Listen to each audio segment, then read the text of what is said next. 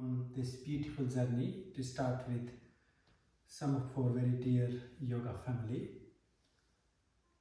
In this course, or for us as a holistic or the Sanatan Yoga aspects, when we talk about health and well-being, then we have various ways to look at our health. We can look at our health in a physical sense, our body health.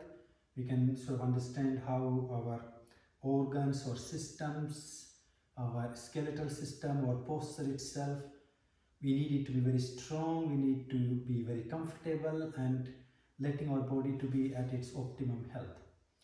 Then we have our mental well-being, so having that sense of ease or calmness, living into that balance.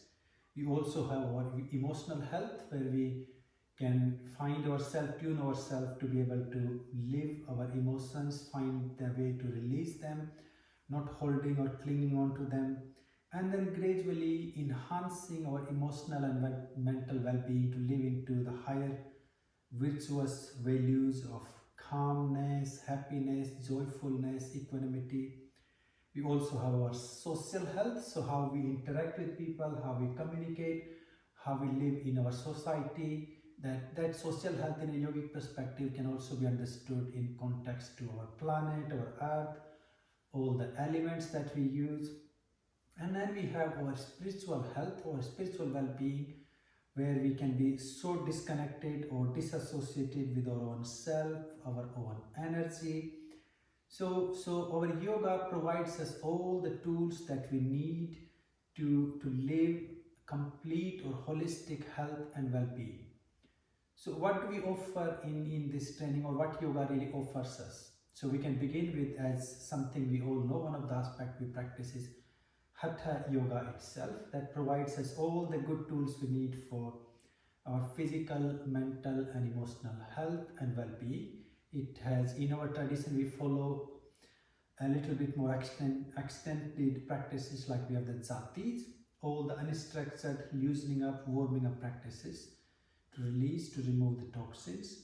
Then we have the kriyas, where we are moving from a position to position in a set of the flow. The third step, we move into our asana, so where we go into a static or isometric, where we hold a posture, hold a position to transcend our body or to enhance the physical stability, flexibility, endurance. Through that, we move into our mudra. So that's another beautiful aspect of Sanatan Yoga, where we use these beautiful hand gestures or the body gestures to introvert or to channel our subtle energies or vital forces to flow into various body parts or organs, systems, to bring that healing. Pranayama, yeah, one of my favourite practices, because it affected my own health and well-being so much from severe asthma. Prana, the energy life force, and yama, to be able to control the life force. So pranayama often thought of as breathing exercises, which is not at all, but we do access the prana so much through the breath. So although it's actually working with energy, it is involving working with the breath at the same time. But there is a multitude of pranayamas that we can use, working on essentially our pranic, energetic layer sheath. We call it the pranamaya kosha. And it also affects our mental and emotional well-being, working through our pranamaya kosha. Then our next level, we use quite a lot of our relaxation or jnana yoga practices, as to really enhance our ability to relax, that deepest of the healing, de-stressing ourselves, unwinding ourselves, or relaxing and rejuvenating also our nervous system, bringing that balance of our autonomic nervous system, balance of our hormones.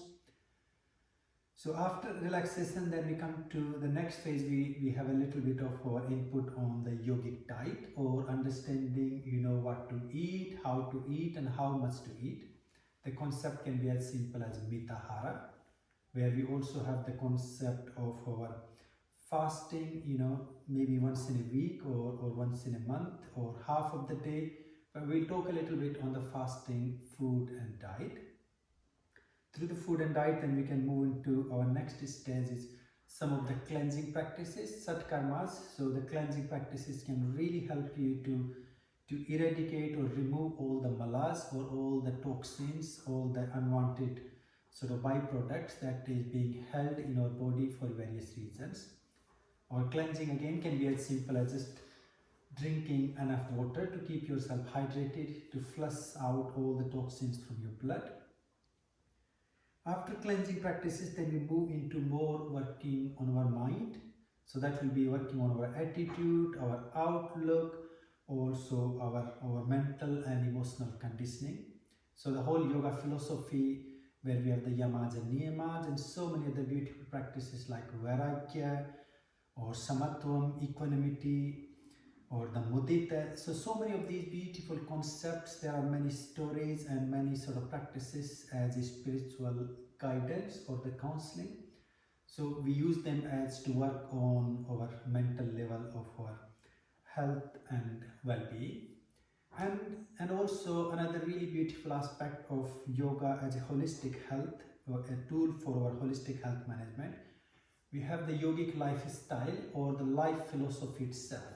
So the way we live our life, all the values, all the sort of, I guess, the traditions and the approach of our lifestyle we take, because that has a huge impact or influence on our health and well-being, our experiences, our thought process, or our perception and experience.